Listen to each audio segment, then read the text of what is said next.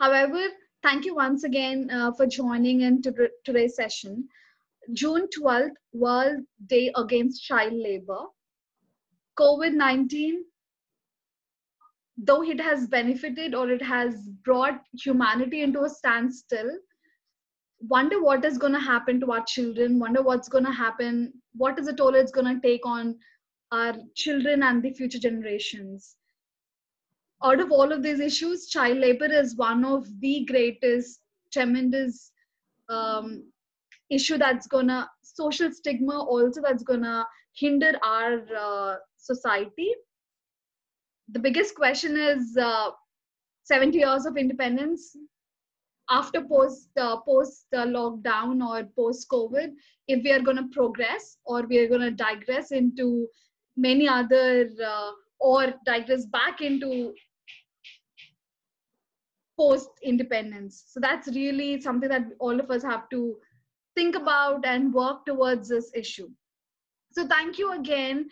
Thank you, Sonikuti sir. We have Rennie Jacobs sir. We have a lot of other esteemed people, significant contribution to this issue and to the society that has joined us on today's call.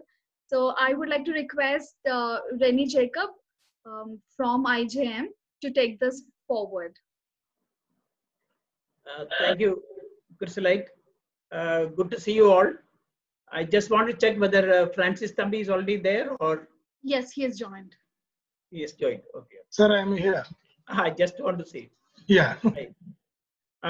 Today we had different meetings, like the Ministry of Labor and Employment. They were having a very elaborate meeting. It came to an end almost by 2:45 or so.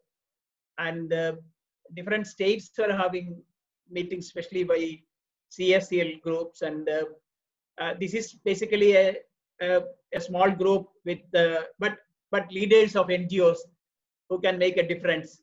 So indeed, it's nice to see you all, but then we have to look at the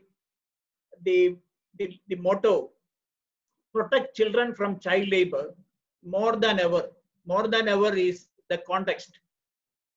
And in the past, when we have discussion last month and all, we used to say post-COVID-19. Now we are little reluctant to say post-COVID because we don't know when is the post coming. So probably we cannot wait like that. This is a time where traffickers, perpetrators, they will make best during these disasters. And the same is the case here also. Families having low income, no income, they will take money from money lenders or pledge their children, and most of this child labor, I would believe that it is human trafficking and bonded labor. I don't believe in just child labor as a social issue like that. I would take it as a crime because there is an element of human trafficking and bonded labor part of it. In the context, like I was reading that the story of the child Jamila walking from Telangana to Chhattisgarh, a 14-year-old girl going home, and before reaching her home, just before 1 hour, she passed away. I see that report. And in Kerala also, technology is dividing people, especially tribal children, because we already started online teaching. The government has a channel called Victor's channel, and then it started. But a tribal girl committed suicide. She was a good studious girl, but she did not have TV at home. She committed suicide. So a group of people are left out in the process of, even in the technology, instead of uniting, technology is also actually dividing and pushing people to the corner. But at the same time, there are smart girls, smart children. There is a story of a girl child sitting on the rooftop, getting her mobile, getting her the downloading done at the top of the roof. So immediately there were agencies to help her. I have also seen another child keeping her mobile in a bag, and with the help of a rope, she was taking that bag to the top of the tree so that she can get her material downloaded. There are children doing like that. But what I'm trying to say is, in a context like this, when dropout is going to increase, all children who are at the age of schooling, I would say government it is 14, for NGOs it is 18. All of them who are not in the school, but at the age of schooling, are potential child laborers. There is no doubt about that. And migration is actually complicating, making it very complex for the families. Many of them are returning on the way, many are dying. And we have seen the pathetic picture of a very small child trying to wake up her mother. So situation is like that. So we need to look at the issue of child labor with a new lens, because there is nothing like waste form and good form. When you say there are waste forms, we are indirectly saying there are some good forms of child labor. There is no good form. All forms of child labor are waste. So that should be the basic understanding we should have, because this is forced labor. No child is doing this labor with her own consent, or by even the consent is immaterial, as we know. A child cannot give a consent on that. They are all forced. Basically, it is a form of slavery. So we have to look at it from that lens, that it is a form of slavery. It's a crime. It has to stop. I would say that again, the children who are missing children, who are in difficult situations, all those children, actually there is no data of those children. Where are they? They are all missing. They are invisible. They are under the carpet. Nobody has any data of those children, bonded child laborers, those children in brothels, those children working in very difficult situations. So there is no data available. So the system, kind of a child protection system approach. It's not that when something happens, we jump into that, but there should be a system, a protective system where children are protected by the system itself. A system approach is something what is needed in the days to come. We have eminent speakers. All of the participants are having very good experience, and I don't take much time. I welcome especially all of you. Sonikuti, my close friend, Francis, Tambi, Roshan Garu, all of them I know for many years, and many of my friends and colleagues in Andhra Pradesh. I take this opportunity to once again welcome each and every one of you all. And then I also hope that at the end we will come up with some very clear way forward, so that we will take it up with policy makers. Of course, in a difficult time like this, we could come together. Thank you very much, and thank you, Chrysolite, for giving this platform for us to come together. Thank you very much. Over to Sonikuti. Thank you, Reni, and Roshan Garu, Francis, Chrysolite, all friends. I think most of us have been working on child protection and child rights for 2-3 decades and have been working together.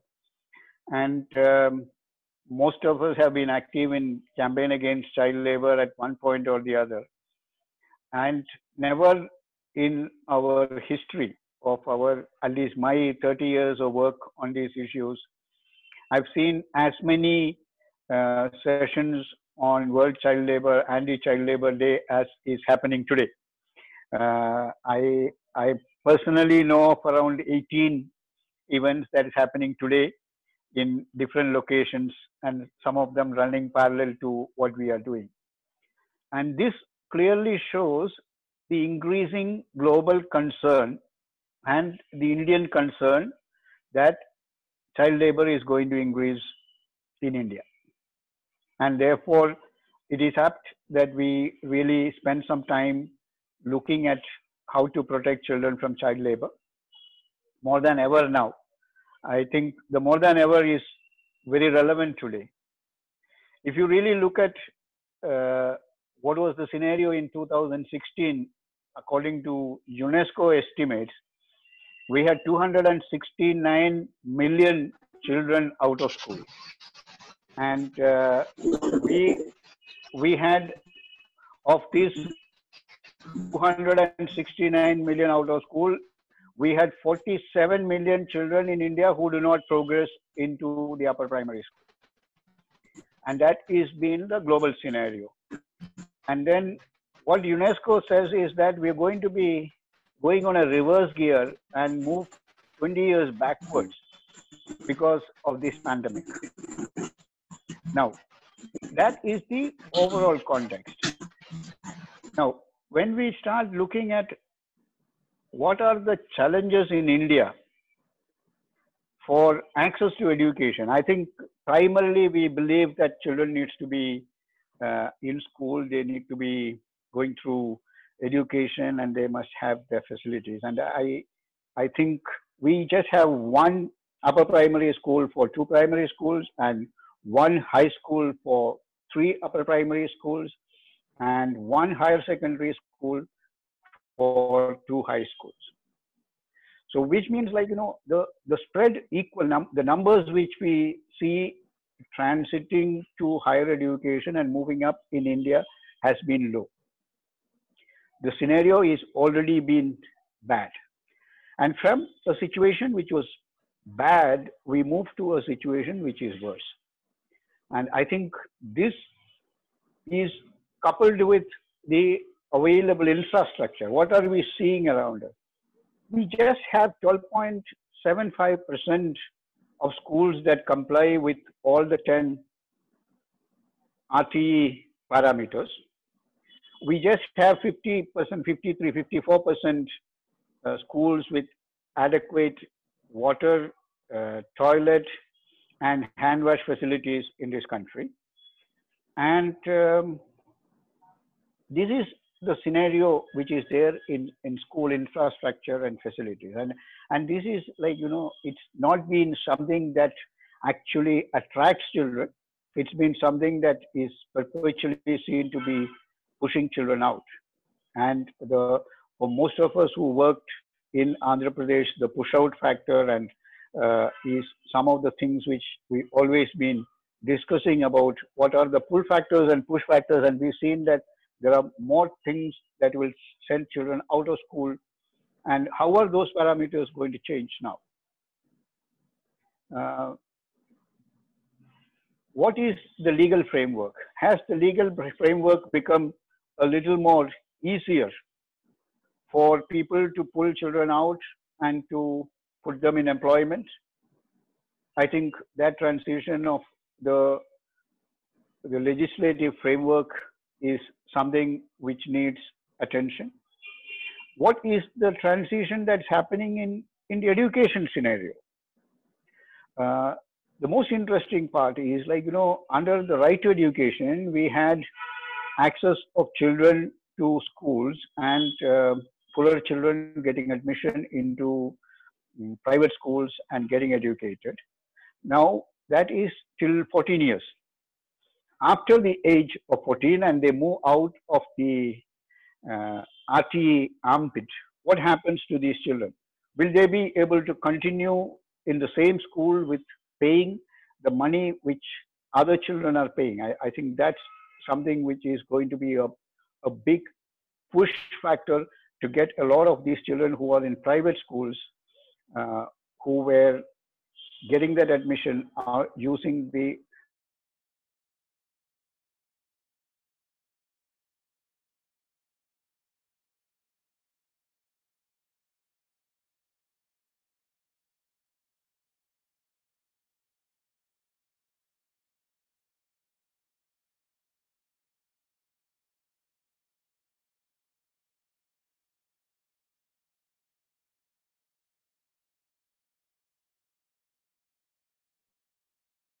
Sonikudi, the sound is gone, or it is stuck, or? Right to Education Act is going to be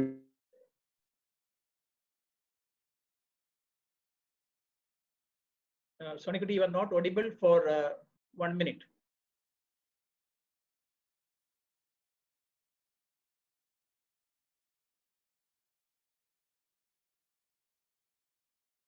Is it back?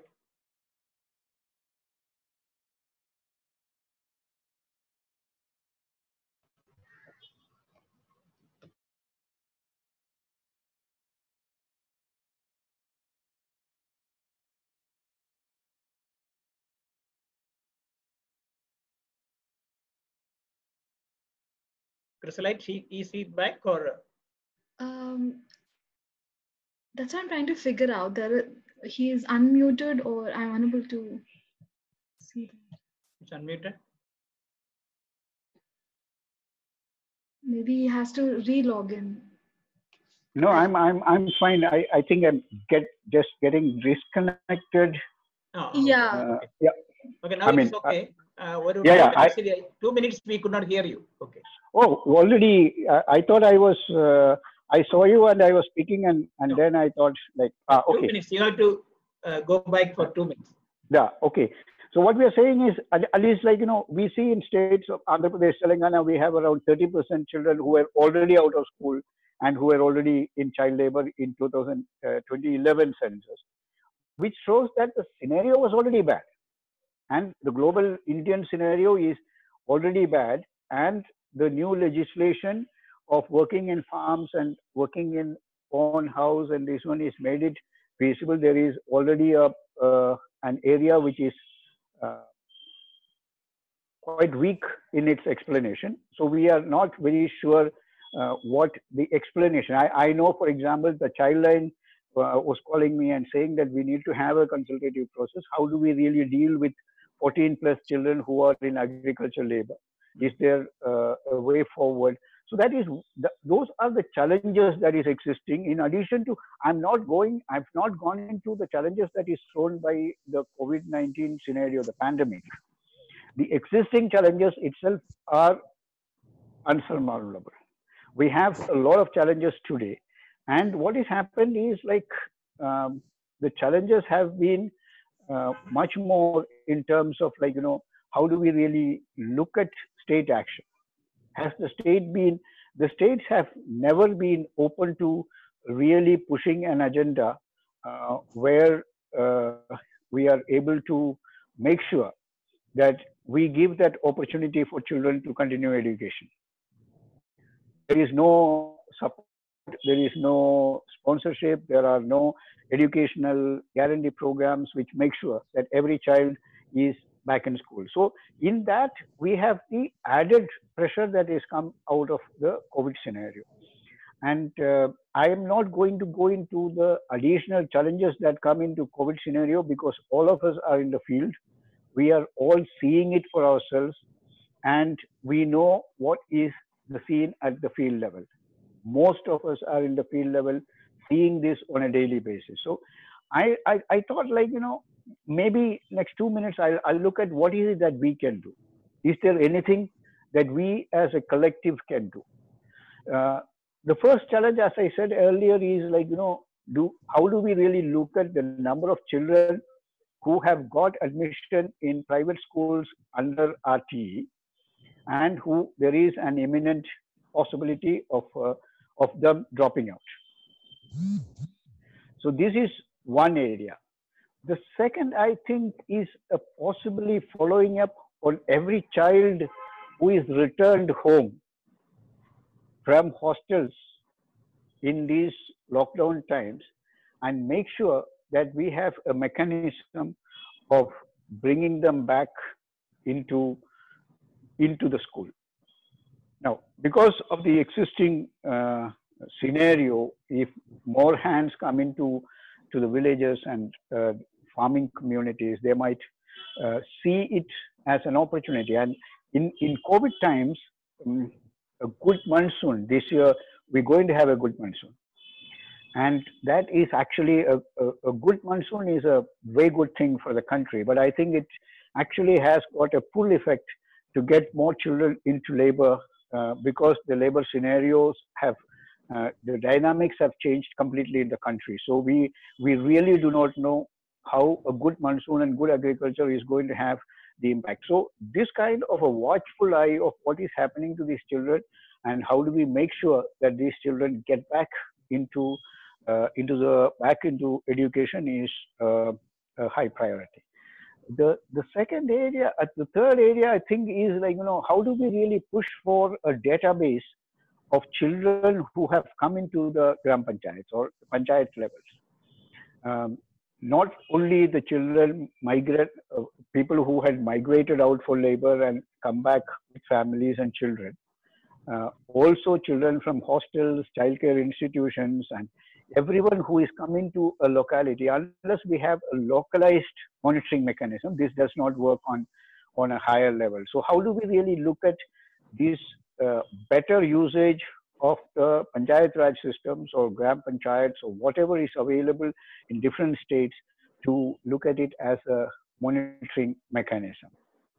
Uh, the third area, I think, is the fourth area is like, how do we really look at a convergence of action of CSOs in terms of making sure that we use the Juvenile Justice Act and the child marriage prevention programs to make sure that there is a community watchdog function which really makes attempts to really get children into school and continuing their education. And I think education would actually be the best way ahead to keep children out of labor. And what kind of education, and actually is something which we need to advocate for, is a better vocational training and apprenticeship programs, and which would be job facilitating nature of education, which needs to be a reform and a focused attention, which we'll have to really look at it in a different manner. The additional challenge, I think the bigger challenge for dealing, for protecting children from child labor is going to be in urban areas.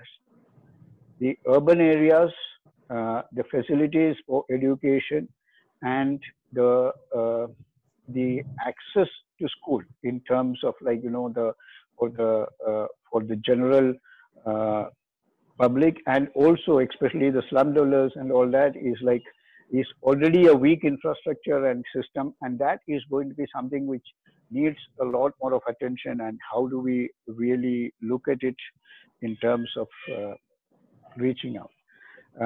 The sixth area is how do we really looking at RMSA and the NCLP program.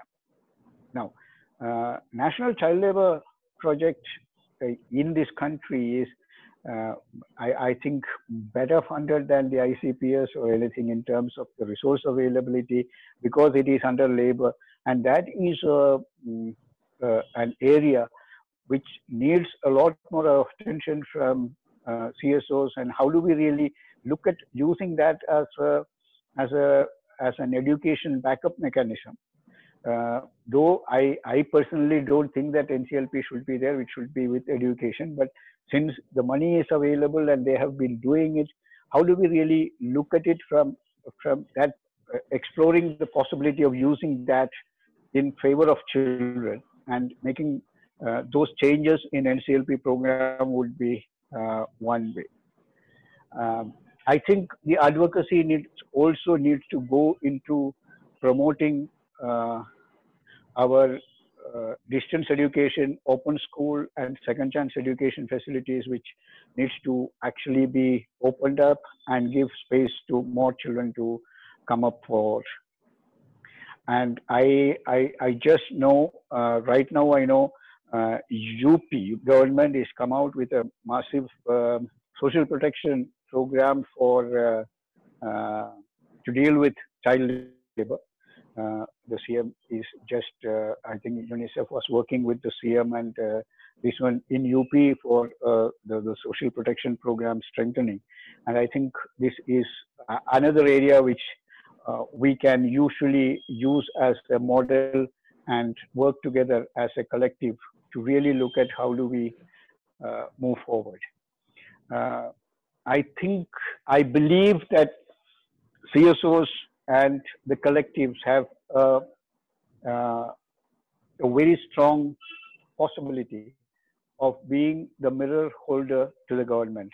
And we need to be generating data about the increasing number of, children who are there. If there is dropout, how do we really get into a dynamic relationship with the media and generate this kind of stories and scenarios in communities and project them so that the attention of the state comes into dealing with this one. So possibly a strategy of advocacy active media campaign on realistically pushing the agenda of children, and especially what is happening in terms of child labor, child marriage, uh, working closely with the child lines and making sure that data information that comes out is used is going to be an effective way of working.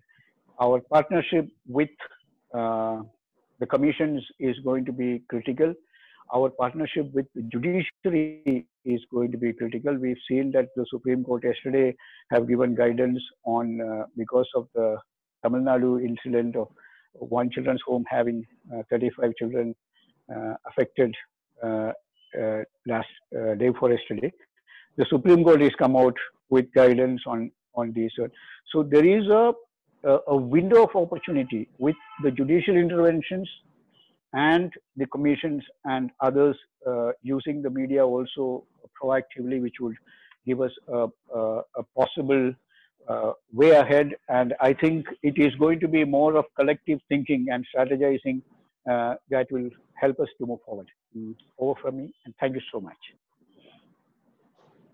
Thank you, Sonikuti. You have given a good context for us to continue the discussion. You have highlighted the challenges and also come up with some good recommendations, and we are happy about that, especially CSOs as the mirror holder is very important in these days. And we'll be noting down some of these recommendations, and we will compile it and we will take it forward. We have Roshan Garu, the CSEL convener for AP, and Francis Tambi. And I also see the veteran child labor expert Victor Raj. Is this the same Victor Raj, or our Pondicherry Victor Raj, or different Victor Raj? Hello? Victor is there. Yeah. My God. Yes. So we will request you to give the, yes, Victor, you will be giving the concluding remarks, okay? And we are very happy that you are also with us. You are the national convener of CSEL, and you are the best person to talk to us also. Yes. Okay, Reneji. Yeah, carry on. I'm with now, you. Yeah. Okay. Now, among we may have to think of the time also. Probably 10 minutes we'll have to take. Among Francis Tambi, Advocate Francis Tambi, and Roshan Garu, who will go first?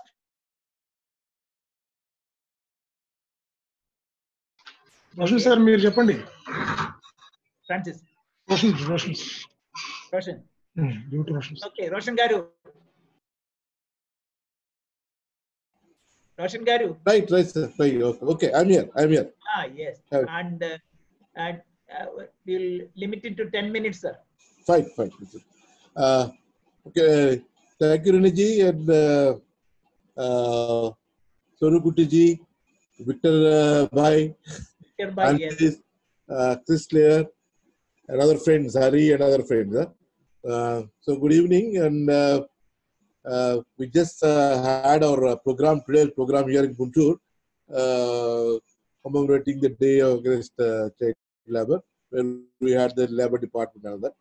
So anyway, so Reneji was able, we were able to hear the numbers from Sonikuti ji, and at the same time the gravity of the problem, and also the certain practicable solutions also, a good solution that has come up, which we need to really debate on it and then make it more viable. And then I think, and some of the suggestions are again in the hands of the suggestions that we make, but ultimately it is the government that need to be geared up. That need to be geared up to that the situation. Fine. Without much going to the numbers, I think we need the COVID, as all of us know, has left us with a lot of issues and problems. At the same time, it also opened up many things.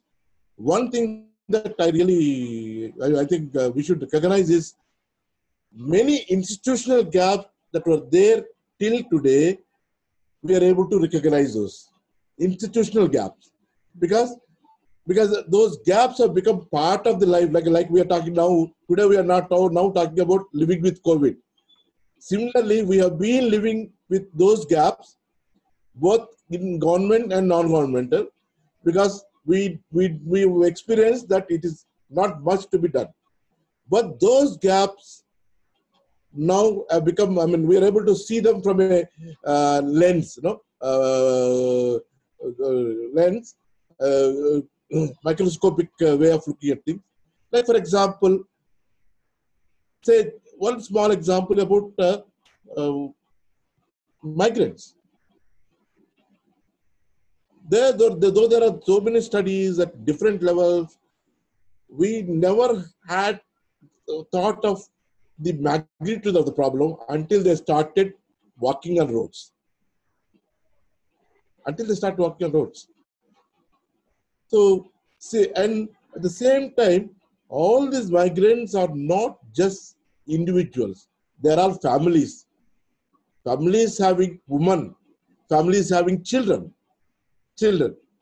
So, I really like the way the Sonuji put about NCLP, because I'm also one of the persons who says though we work with NCLP here in the district and state, but I think in the days, in many under as part of many schemes, I think NCLP has become very small now.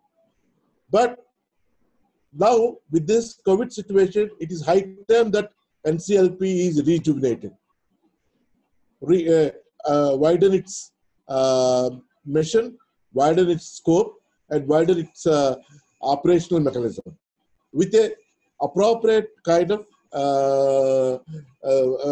operational mechanisms in place and all that. Because we need to look at all those things. I think this is one thing that I would like to bring it to note. And of course, though the global human society has very bad experience with COVID, but at the same time, the bigger part of the universe, that is be it environment, be it ecology, be it animals, be it trees and forests, had a very good experience with COVID. We recognize that. Because again, it is again the human intervention, human fault that made them to suffer.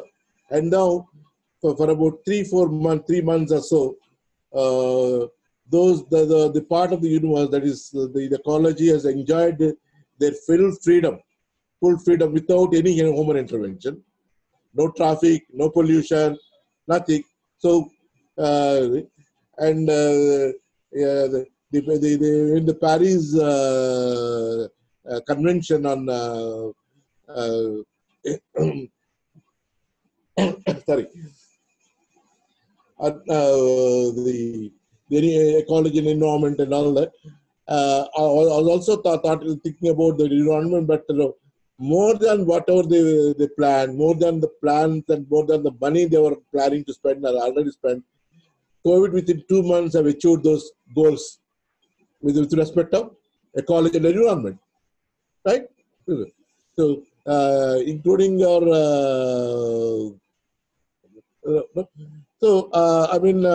here I just wanted to bring it to the same time, the numbers that we've been talking about. So because as Sonuji already said, the upper middle are getting dropped to lower middle are getting dropped to poorer status. The poor people are getting dropped to below poverty. I think we need to visit all these classes once again, and we need to redefine what do you mean by below poverty now. Below poverty. I think the below poverty is again need to be redefined. We need to visit it again and revisit it. Similarly with SDGs, Sustainable Development Goals, and the situation prior to COVID itself, we had a discussion that is it going to be realized by 2030? with COVID, I think most of the development we achieved with governments, with UN bodies, with all the networking, with all the government and armed bodies, CL's force, has gone back minimum 15 to 20 years back. Take it any human development indicator.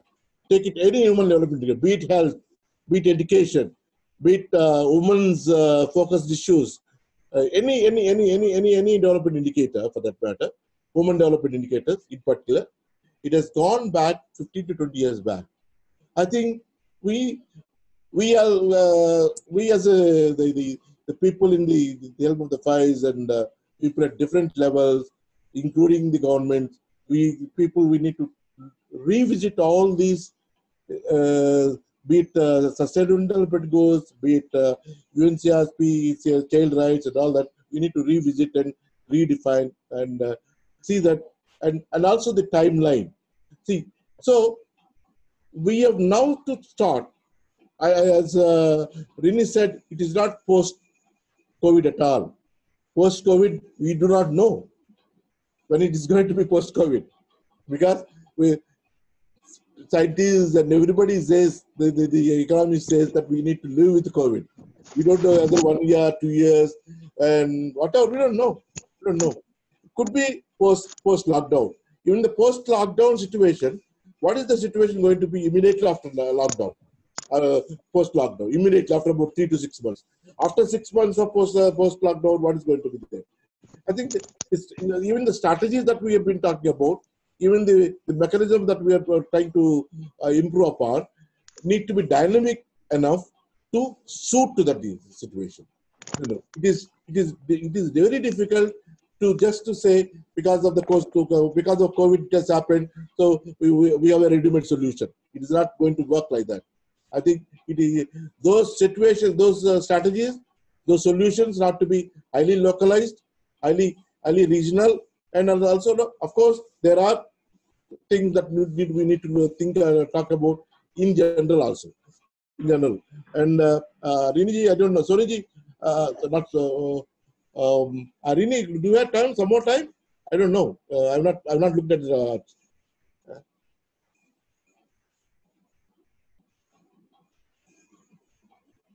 2 minutes more you take. Right. Thank you. So the UNICEF Executive Director said, no, as poverty rises, schools close, and availability of school services decreases, more children are pushed into workforce. No other than the UNICEF Executive Director says this. So I think all the situations not in favor of the people that are working at the grassroots. Even the contact with the community is going to be very difficult, because we've been talking about online, but online, how many children can access online?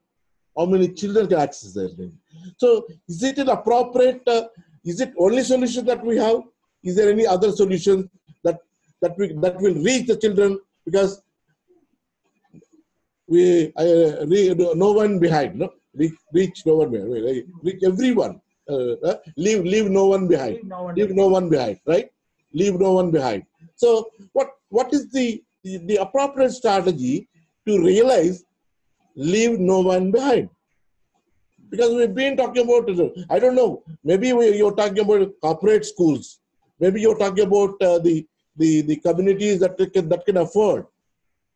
But what is the percentage? What is the percentage? Then I think we should also forget about percentages. When you say leave no one behind, I think percentages doesn't matter at all.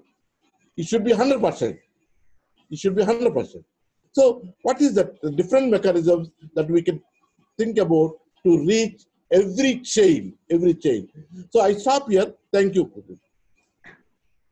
Thank you, Roshan Garu. Thank you for your insights. Especially, we need to have strategies which are localized and also dynamic, suiting to the context. and it is not probably post-COVID, it is probably post-lockdown. Thank you, Roshan Garu. Now we will have the floor open to Advocate Francis Thambi for his insights. Yeah. Yes, Francis. You are muted. Thank you. Yes. Thank you, Reniji. So, good evening all. Respected sir, I am Mr. Soni Kutijaj, Child Protection Specialist, UNICEF. Am I audible? Yes. Thank you. Respected Mr. Roshan Kumar, Convener, AP Pro Child Group and Director of SEEDS. Respected Madam, the champion of Red Rope Movement, Miss Chrislet. Respected Reniji and respected Victor Raj, Mr. Victor Raj from CSL, and all NGO champions and all other social workers. Very good evening to you all. Thank you for this very good chance to share my views about this World Day Against Child Labor 2020. Today we all came together to discuss on child labor. Today I will share my talk in three parts. One is in a general analysis. Second one is what is the risk at present. And third would be the actions forward. What would be the appropriate actions sought from my side. Today we all came together to discuss on child labor because it deprives child from a normal childhood. You all know it is deprivation of education, adequate education, proper health, care, leisure time, or just basic freedom. It promotes the risk of abuse and exploitation. This is why we came together. It promotes very well the abuse and exploitation risk for every child. So we need to discuss at high level, and we need to come out with appropriate actions, and we need to act on that. Just planning is not just planning doesn't make any difference for the child. So today is a remarkable day because not just it is World Day Against Child Labor 2020, but you and me all should remember that it is COVID-19 World Day Against Child Labor. COVID-19, it means more challenging. It is very challenging for us all, and it's challenging for the children life. Already child labor have devastating impact on childhood due to this COVID pandemic, and this emergence of pandemic COVID issues a double impact, which will surely make the children living conditions more deteriorated. This is a very pathetic situation where we witnessed so many migrant laborers have been walking on the roads till date. But there were so many efforts from the government side, from the civil society side, from so many networking groups, actors, and very good actors. They supported a lot. But still, the conditions were, we cannot explain the situation, what they faced. The basic minimum rights were violated in their lives. Their children means horrible. It's really a horrible situation. We know. You all know, let us not continue in that discussion, but this World Day Against Child Labor held every year on June 12. It is intended to foster the worldwide movement against child labor. It is clearly intended to foster the worldwide movement. But we need to really assess today whether we are in those lines or we are stepping back. Not due to only COVID, but also very fewer actions, very fewer plans, non-implementation of the plans, non-implementation of the policies. Definitely, we generally, if we remark one thing, for instance, we conduct very occasional rescues as a special drive. Do they really contribute to the child labor world? Do they really contribute to rescue full child labor from entire society? That is one of the challenge we need to think about. And this year, exactly the theme focus on urgent need to protect children from underage labor, and in this COVID pandemic time. So actually this day is envisaged to bring together governments, local authorities, civil society and international authorities, workers and employment organizations to point out the child labor problem, and define the guidelines to help the child laborers. And not just to commemorate the day or really just shout and go back and go into a normal process. Not like that. This is envisaged to bring together, to point out the child labor problems and really come out with accurate solutions and strategies. As rightly Soni sir told, we need to launch a multi-dimensional, multifaceted campaign where child rates are indivisible. We clearly know it is not only child labor, but children, when they enter into child labor, they are into basket of crimes. Automatically, they are into basket of crimes. So we really need to launch a multi-dimensional campaign which saves every childhood. And uh, uh, we are also missing with practical solutions. We generally we defend so much. We talk at international level, but action at local level is mandatory. What I visualize, think big, act local. We know very well. So kindly we need to consolidate our remarks finally to come out with a practical solutions which are missing at present in the society at large. Grassroots level actions are very missing. Why I'm remarking like this means I have been, we as Child Rights Advocacy Foundation, we are working in so many villages to promote as child-friendly villages. There we see that village child protection committees can play major role, vital role, to really track the children who are migrating out from the villages. But till today, there are no registers which are tracking them. This is the grassroots level problem, and we are still looking and talking about manifestations which were expelled out of the problem. So this is why I'm suggesting today, sorry, grassroots level actions are required, and some solutions are to be framed very clearly and to be enacted in the villages. And in just a matter of weeks, we experienced the COVID-19 outbreak has already had drastic consequences for children. Their access to education, food, and health services has been dramatically affected across the globe, including India and also Andhra Pradesh. As poverty rises, we know very well the parental poverty. The parental poverty consistently affects the childhood of the children. The parental poverty, though so many social workers, eminent social workers say that poverty is not the real cause of child labor, but still we need to consider this issue. The parental poverty still contributes to the prevalence of child labor. So we need to address that in this situation. And temporarily school closure may have permanent implications. This we need to really advocate for foremost. Temporary closure may have greater implication for the poorest and vulnerable children, because the poorest children immediately starts working. Once the child goes to work, we know the wonders what will happen. We know clearly. No need to give much more analysis. They will never come back to the school. It will be very difficult for us. For instance, why I am remarking like this? The COVID impact and also the school closure, immediately all the children goes to the fields. Yes, it may cause, because I took this fact through a incident very recently, very traumatic, very unfortunate accident which was happened in Machavaram village of Prakasam district, where two or three children, I don't remember clearly, 2 or 3 children who are below 18 years deceased.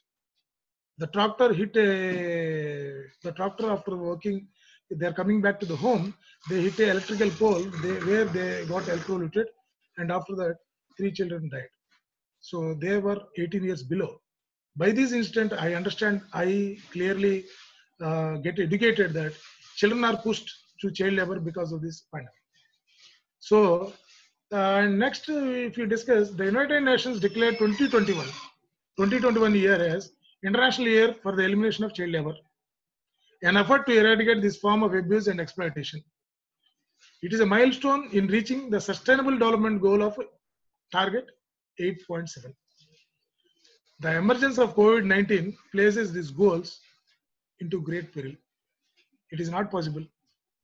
Now, we need to really draft some possible actions. How can we travel towards that way? Where United Nations envisages that 2021 is the International Year for the Elimination of Child Labor. This is one area where we need to really focus, really to rethink. Because of this pandemic, as Roshan sir and also Soni sir remarked that we are going back. The global health crisis is leading to mass disruption with far-reaching consequences. Many children are out of school, and economic pressures on families continue to grow. This very well remarked by Soni sir. This could push millions of children into child labor and makes child labor into imminent concern. So, we still, if we discuss about the very recent issue, many children were migrant workers who walked back to their villages with little money and food. We need to really experience what is their situation now. We know that all the migrants walked back, but at present in the villages, what is their situation? Whether those families are getting enough economy, whether these children are getting fed enough, these things. So I may go in general, but these things are very serious issues. We really need to monitor, closely observe what is the situation of migrant families who walked back to their villages. What is their situation? Whether they are getting the livelihood, whether the children are getting enough feed. So these are the points where we need to focus. There are also high chances that child labor in home-based enterprises, agriculture, and hazardous occupations may see a rise aftermath of the coronavirus crisis. As Mr. Roshan sir rightly remarked, there is no aftermath. We need to continuously march with corona. So continuously we need to observe what would be the children's situation in the home-based enterprises and also the agriculture. So now coming to an end, what are the exactly what risks are envisaged now? Exactly what risks are there for the child labor? More children will be pushed into the child labor and also commercial sexual exploitation. These two are interlinked areas. More children will be pushed into child labor and also commercial sexual exploitation to meet family basic needs. Children will be the main breadwinners now. So more responsibility on children to assist in family activities, which may be agricultural and home-based industries, where there is no ample focus and also monitoring. They are not really the industries where they are not very rightly regulated. We need to, at grassroots level, we need to focus on home-based industries and also agriculture. And girls, coming to girls, every time vulnerability is higher and higher. Girls will be the greater responsibility. Girls will be with greater responsibility for family survival to take care of all domestic duties. It is very regular. Why to remark now means with more intensity, they will be bounded with the duties and also sibling care at home. So now the very new world we entered, this is a virtual world.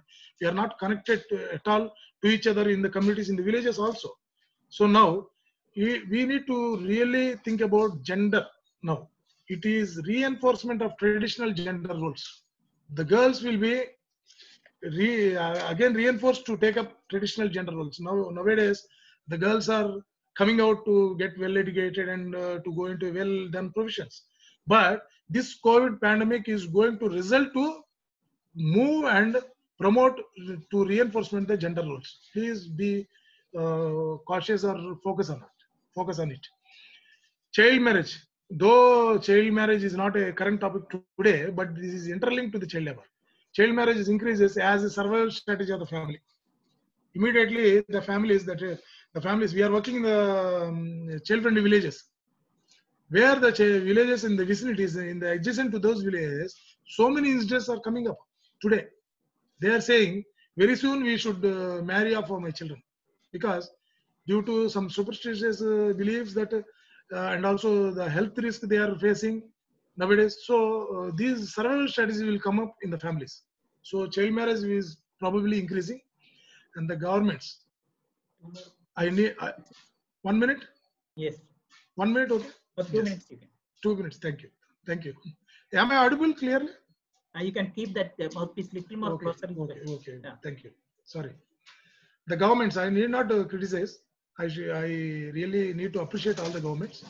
Government has done well for the rescue or facilitating the migrant workers or child labor to overcome this pandemic. But They are overburdened with many issues and may not be able, I'm remarking, they may not be able to prevent child labor exploitation. So we need to be cautious. Civil society need to be cautious now. Children are in isolation.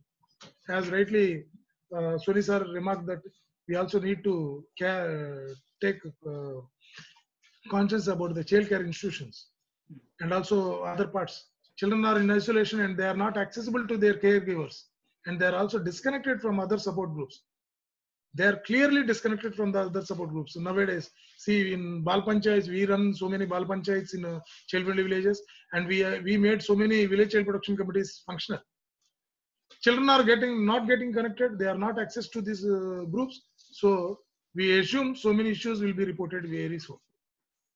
Next month, probably we are planning next month or the next month to organize some meetings in the villages.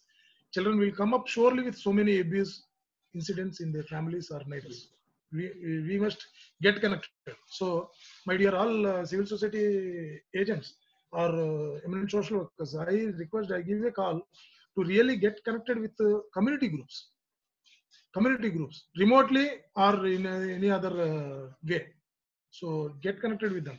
So, what would be the appropriate actions to be taken up right now? Identify and follow up children in our catchment area who are engaged in or at risk on emerging child labor. Identify and follow up the children. That is my first recommendation for the action. Second is that consult younger children and adolescents through helplines. There is Childline, there are so many other helplines, community members or remotely, to develop some key messages about the risks and consequences of child labor and design a plan of action for them on how to overcome. There is still innocence in the families in the rural villages. Kindly, everyone develop some key messages and send these key messages to the villages. Facilitate the families to access all the social security schemes. Still, we wonder there are so many children who doesn't have Aadhaar cards, who are not included into the ration cards. That is the situation. Social security schemes and entitlements provided by the government should be accessed by each and every child. Coordinate with multi-sectoral actors to develop family strengthening strategies to address child labor. This is must and foremost we need to focus on. We need to support community members and groups such as child protection committees to develop and lead community level initiatives to prevent and respond to the child labor. There are committees, there are community level groups, but I don't remark that totally they are on paper, totally they are not functional, but to some extent if they are made functional, really it will help, great help to the child labor issue.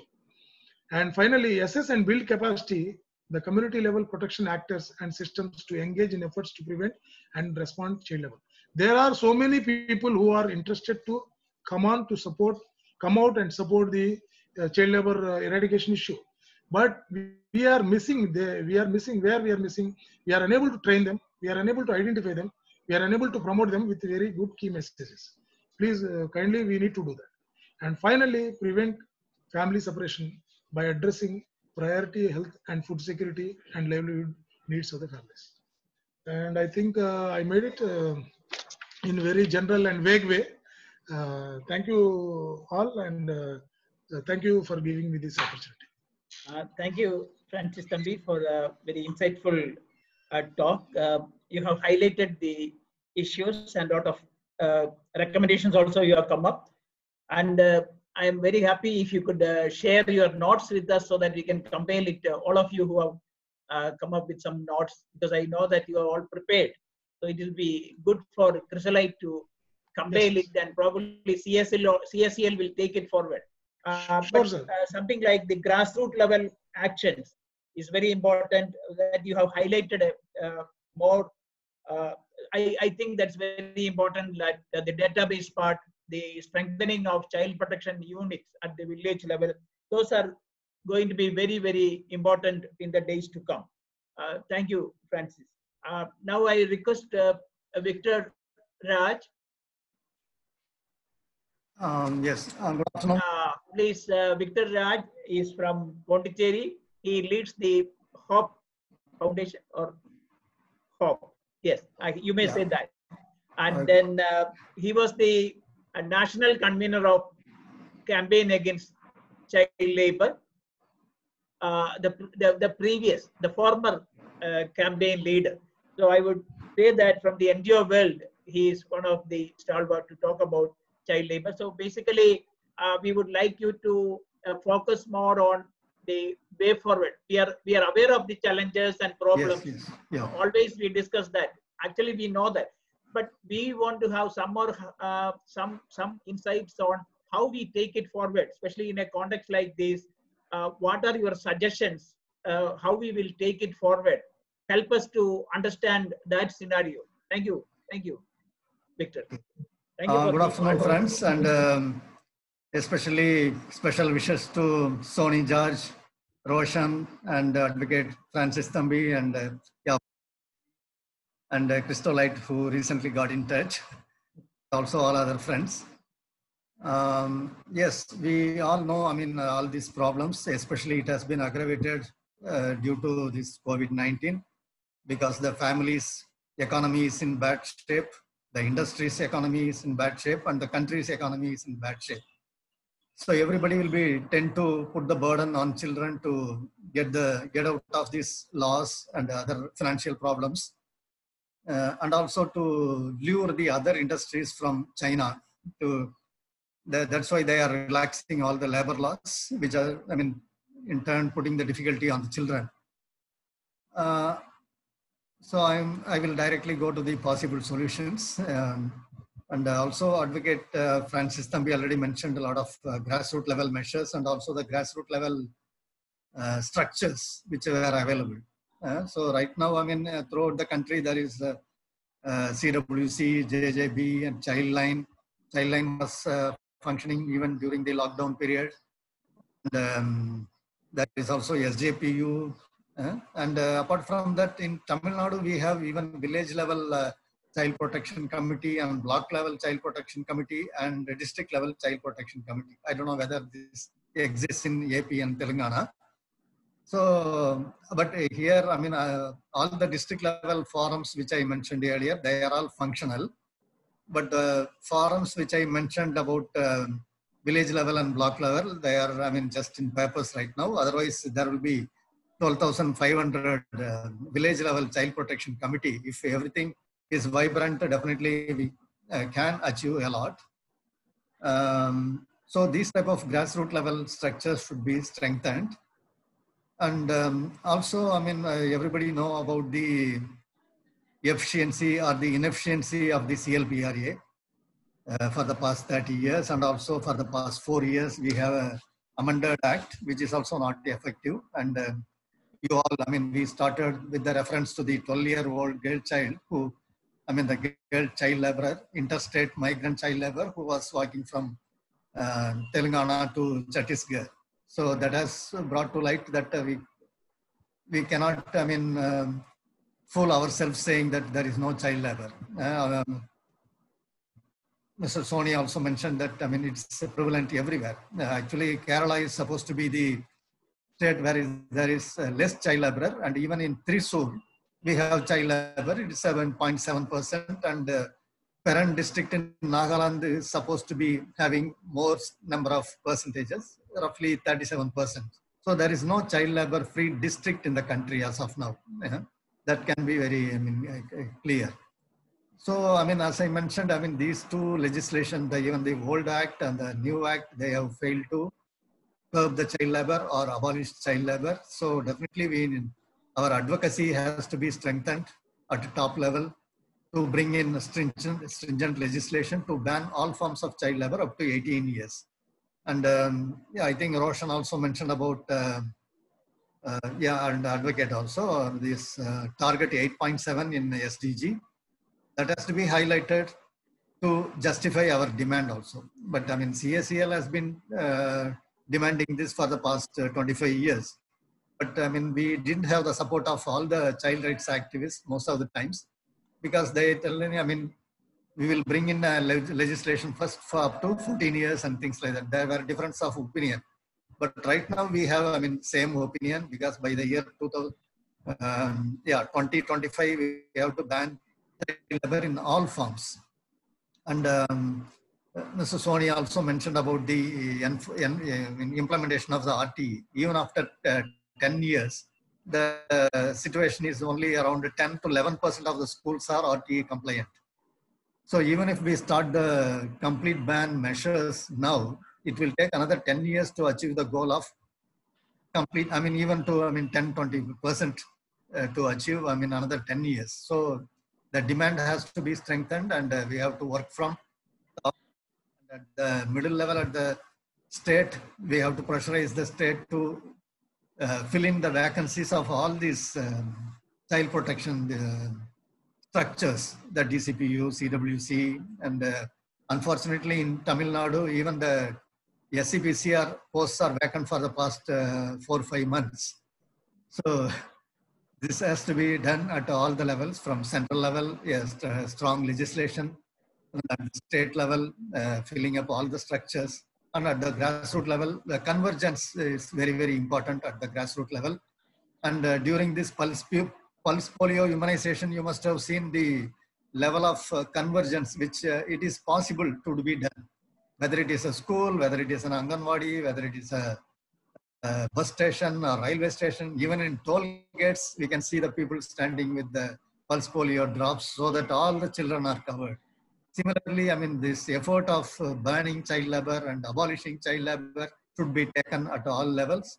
And some of you also know that, CSEL has come up with an alternate legislation for child labor. There is no more regulation and prohibition and things like that. We need a Child Labor Abolition Act. That's all. Thank you for the opportunity. Thank you. Thank you, Victor. We are very glad that we could listen to you from your vast experience of working with the issue of child labor. Probably for 3 decades, or maybe. Yeah. I'm keeping it little short. Okay. Now, just because I'm not dyeing my hair, you need not to increase the experience. Okay. I am also in the same bed. Okay. Yes. Please. Yes. Thank you very much. It was really great listening to you, Victor. Okay, and now the floor is open for some discussions, comments. We have experts in the field who are also becoming participants today, but we want them also to speak and share their thoughts. The floor is open. Probably we should take only 1 minute so that we will limit, and our discussion will be over by 5:30. So it's open, and you can even ask questions or clarifications. All our panelists are there. Yes. Anybody would like to ask some questions or clarifications? I have a question. Yes. Yeah. So we are trying to create panchayat level awareness on trafficking and also on child labor. While we are doing this, our greatest question is, how do we incultivate or let parents know that they shouldn't be sending their kids for labor work, but they should be sending their kids to education or for schooling. How do we build that strongly into their minds? Because hunger is something that is driving all of them. But how do we say, let's prioritize child rights, or let's prioritize humanity over hunger? Mm-hmm. Who is answering? Victor, can you give an insight on that question?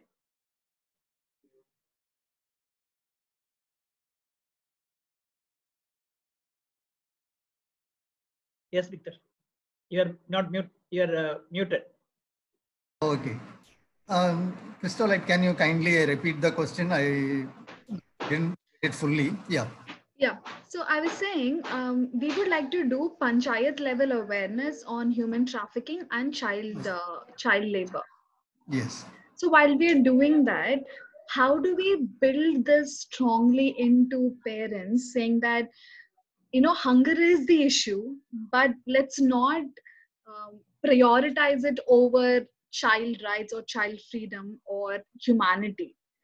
Because child labor is happening mostly, the primary reason is because of hunger, because these people, migrating workers or lower income people, do not have sufficient to provide, hence they are pushed into this. But now Okay.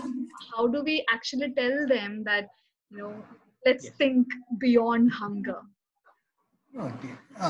Yeah, actually, I mean, I had one or two suggestions in that line also, but I mean, since we were like winding up, I curbed the suggestions also. For example, I mean, these midday meal schemes, also the Balwadi and Anganwadi are defunct for the past 3 months. This should have been started and serving food. And it's also, I mean, they can very well start right now. I can quote some example from Tamil Nadu. Even, I mean, they started even the Tasmak shops, the wine shops run by the government. And you can see the types of arrangements they did.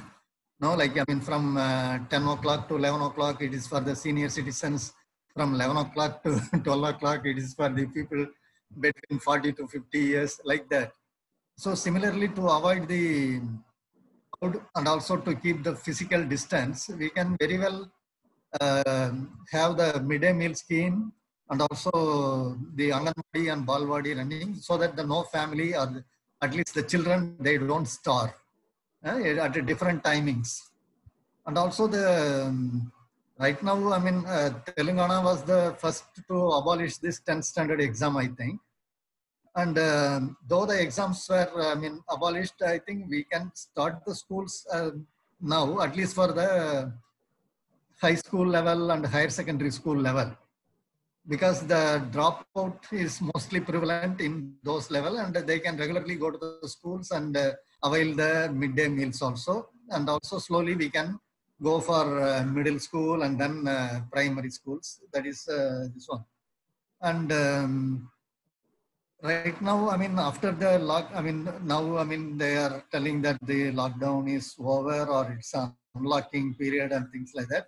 And already the 1.7 lakhs crore benefit, I mean, the economic package included something for the NREGA workers to increase the salary and all these things. But I think, I mean, they have not started working.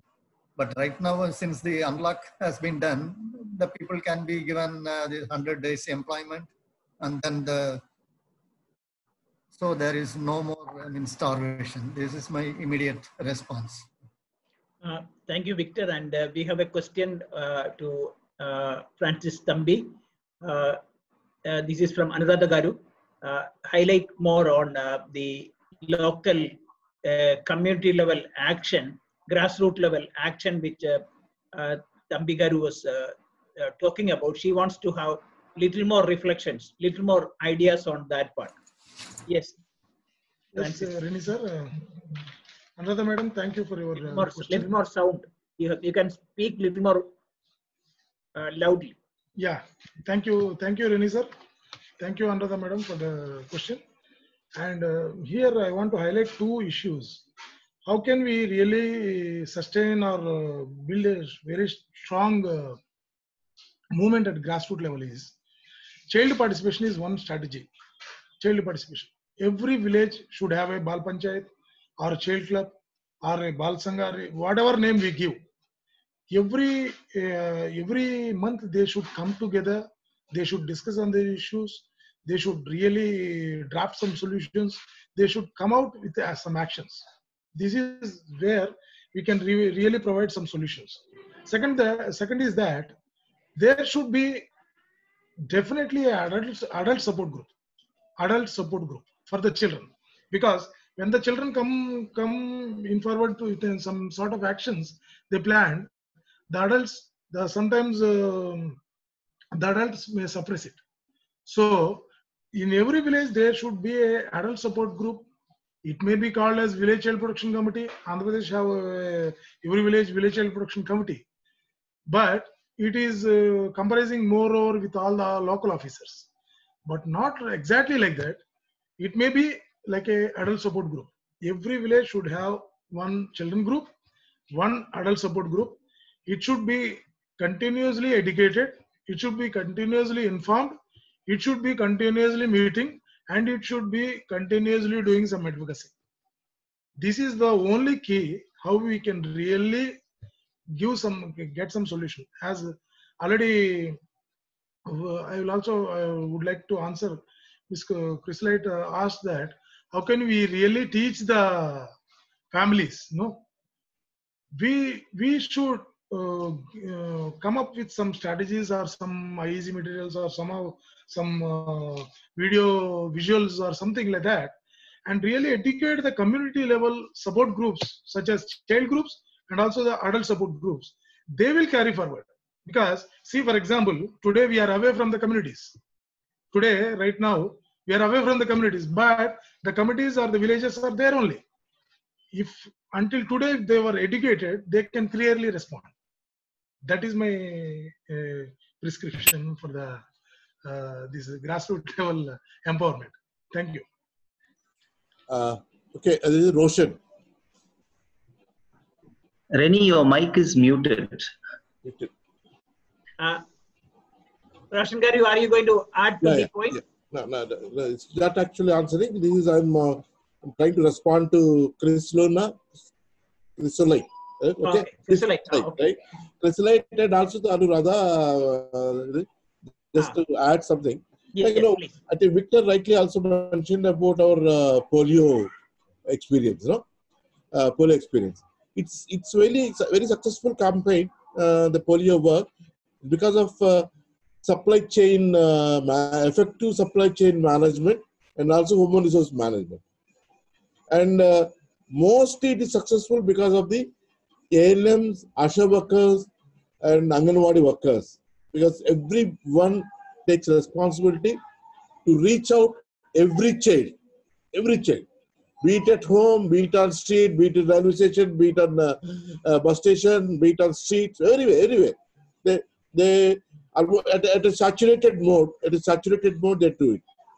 Similarly, grassroots level or a community level, I think, particularly in Andhra Pradesh, okay, panchayat, of course, the panchayat, the people's representatives are yet to come in place.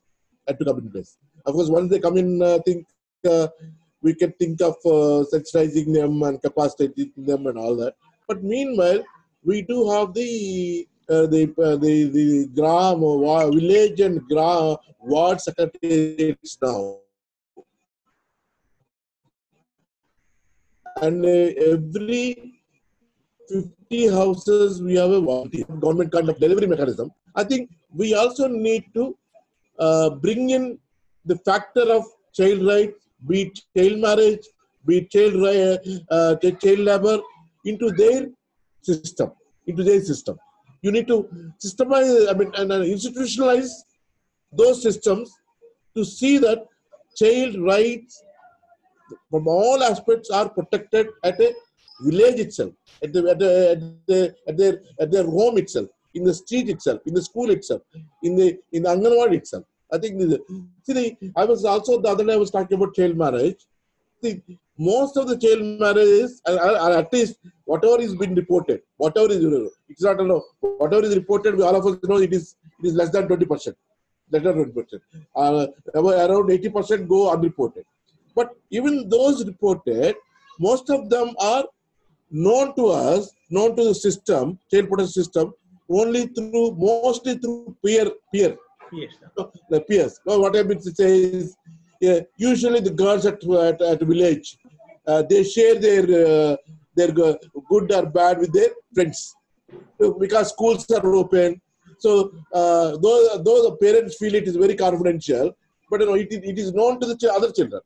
So other children will bring it to if there is a Bal Panchayat in the system, they will bring it to the issue in the Bal Panchayat, or they will bring it to they will call child line, they know the child line, or they will tell somebody, or they may inform to the Anganwadi, and then it goes to the CDPO and the CMPOs, child marriage protection officers and all that, like that. So in COVID situation, you don't have those mechanisms working. The schools are not open. We don't know when they are going to open. Even they open it, we don't know how it's going to function. Yes. It's a big question now. It's a big question. So I think these, if you have a volunteer for every 50 villages who is looking after the pensions, all government delivery mechanism. I think this message, child rights message that includes child labor, includes child marriage, child labor or whatever, even in trafficking. No, if you remember this, I'm sure Sonu Kutiji knows about the vigilance committees. No, you remember this vigilance committee system? You used to have a vigilance committees as usual on paper. The government has given a notification that within 2 days or 24 hours or 48 hours, they want the vigilance committees. Within 40 hours or 24 hours, all the project directors and Rural Development Department, CDPOs made a list and submitted to the government. And the government had said that every village had a vigilance committee. What is the role of the vigilance committee? All the migrants need to be recorded in the village. Migrants moving out and coming in. Both the destination, both the source, they need to be recorded so that they will look at how many children are missing, because we are talking about missing children now. We are talking about children, so we don't have mechanism to track that. Actually, we had that.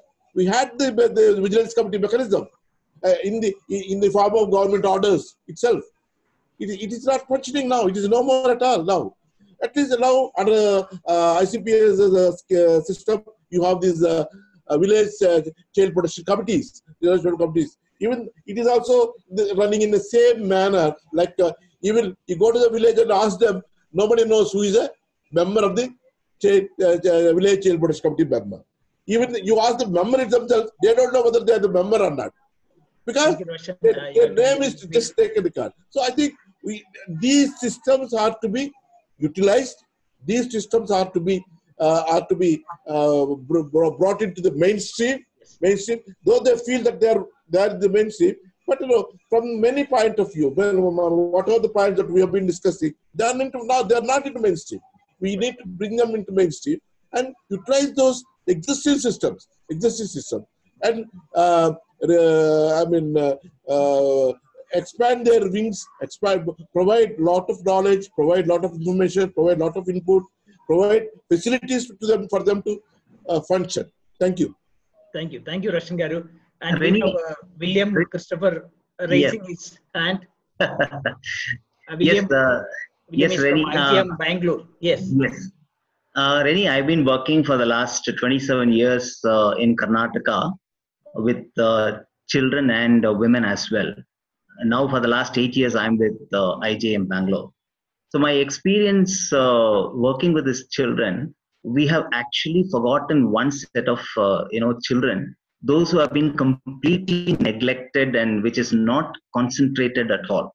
In fact, if we look at the the statistics, that our states, the southern states, are actually day by day drastically increasing with child trafficking.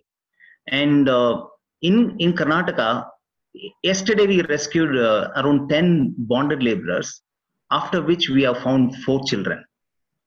So my point here is this: in the situation of bonded labor, there are child bonded laborers. We are talking about child laborers, yes, of course, but we are actually completely neglecting the child bonded laborers, those who are with their parents in the facilities like brick kilns, rock quarries, and various other industries. For example, people from Telangana, yesterday's rescue is actually people from Telangana. As a whole family, they have come to Shimoga, which is one of the districts of Karnataka.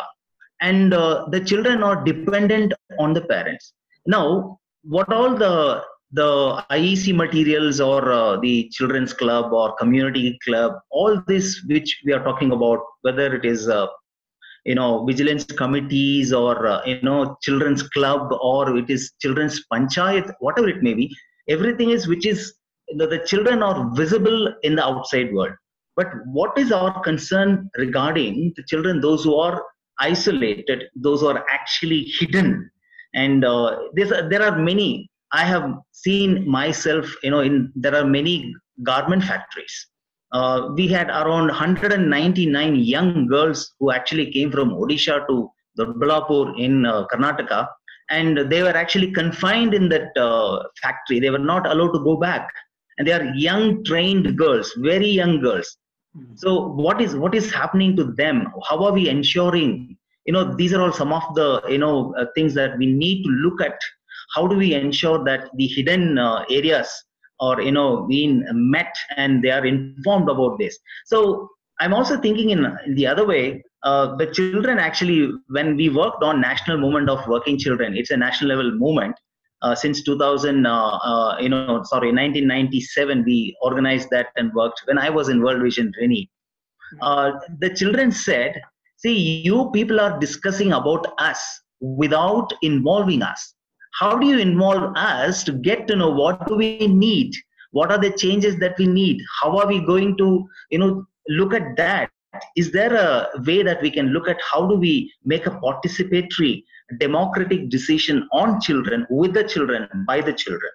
This is the other one. The third one is that looking at the childline phone calls that we are getting, the recent National Childline India's National Board member has informed, stating that there are 70,000 children's phone call coming every time, which is a child labor related phone call. But most of the child labor phone calls are also related to child trafficking as well as child sexual exploitations. We are talking about child labor, child marriage, child trafficking, child sexual exploitation, missing children, everything. You have to be a little brief. Yes, finished. That's it. I'm just 3 areas that we need to focus is what I'm just trying to say. Yes, this is well taken from the very beginning, from the introduction. We were also highlighting that 90% of the child labor is part of human trafficking and border labor, because they are all connected with agents. There is a perpetrator, and this is done for the sole purpose of exploitation. There is nothing more than that. So we should look at that angle of a crime, and not just as a social issue when it comes to child labor. We are short of time, and we may have to close. Anybody a burning question, something like that? Just one person, just one more.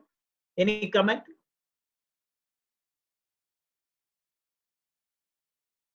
Okay, thank you very much. We had a good session.